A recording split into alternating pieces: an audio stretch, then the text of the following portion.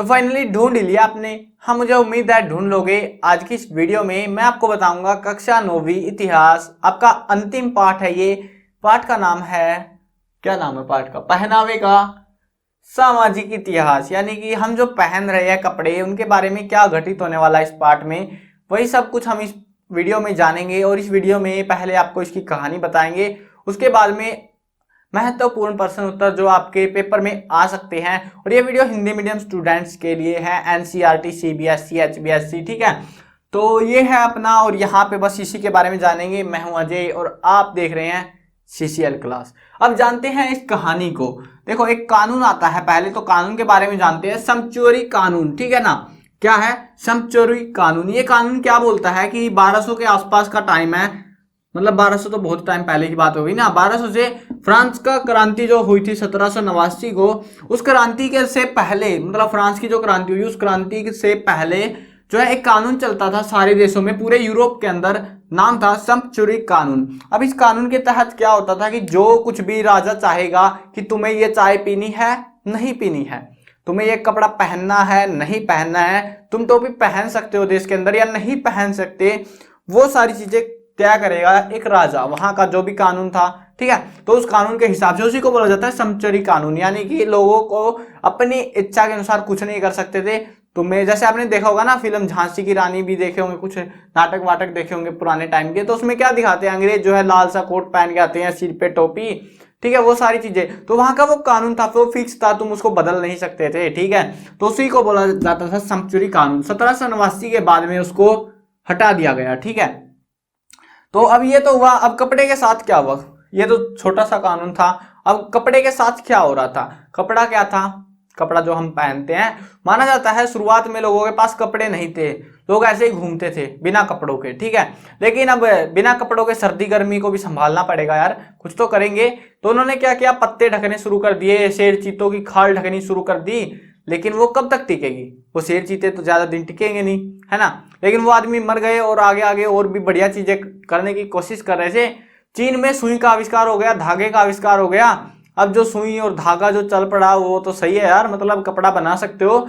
और कपड़ा बनने लगा, ऐसे ही बढ़ता गया प्रचार और लोगों को पसंद आने लगा, कपड़े पहनने लगे लोग। पहले जो है कपड़े का मकसद सिर्फ एक था, शरीर को ढकना और सर्दी गर्मी से अपने आप को बचाना, बस यही मकसद था। लेकिन आज के टाइम पे पूरा मकसद ही बदल गया। आज के टाइम पे इस कपड़े को क्या है, रुतबा दिखाने के लिए कि मैं अमीर हूं, गरीब हूं, ऊंच नीच का भेदभाव बनाने के लिए जो है कपड़े का इस्तेमाल होता है आज के समय में। अब क्या हुआ, जो है गांधी के टाइम की बात आती है 1900 के बाद की, ठीक है। तो क्या हुआ था, एक कपड़ा आया था खादी, ठीक है। कौन सा आया था? खादी। और ये जो कपड़ा था ना, गांधी क्या कर रहा था, गांधी का आपको पता ही है, इतने आंदोलन चलाए, दो आंदोलन, ये बंद हुआ नहीं, दूसरा शुरू, आ जा तू आंदोलन पे आंदोलन, लोगों को भड़का रखा था ताकि देश आजाद हो सके। अब जो है ये खादी आया था और गांधी ने जो है आंदोलन चलाया, सविनय अवज्ञा आंदोलन, कि हम किसी की आज्ञा नहीं मानेंगे, हम नहीं सुनेंगे तुम्हारी।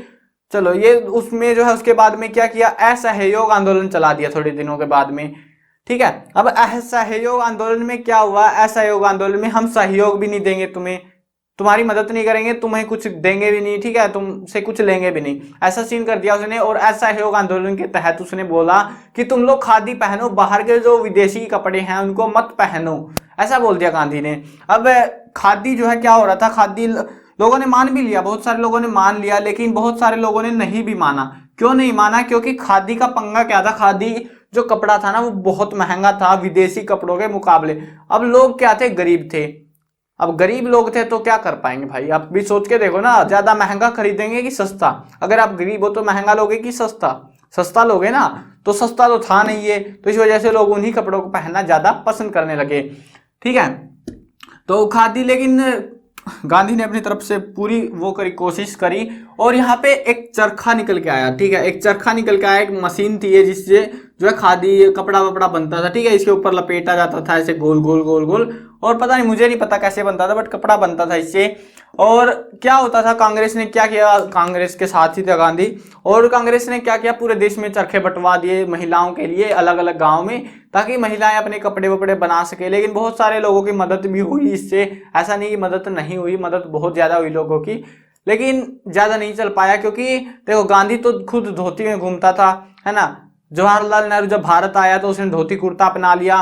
लेकिन और भी तो थे, बहुत सारे नेता थे जिन्होंने नहीं किया कि हम ऐसा करेंगे ही नहीं। डॉक्टर भीमराव अंबेडकर, वो दलित समुदाय से थे और गरीब थे, गरीब होने की वजह से वो ऐसा नहीं कर पाए, एफर्ट नहीं कर पाए, ठीक है। और उनकी कोई रुचि नहीं थी कि मैं ऐसा कुछ करूंगा, ठीक है, इस वजह से उन्होंने नहीं किया। और भी बहुत सारे थे।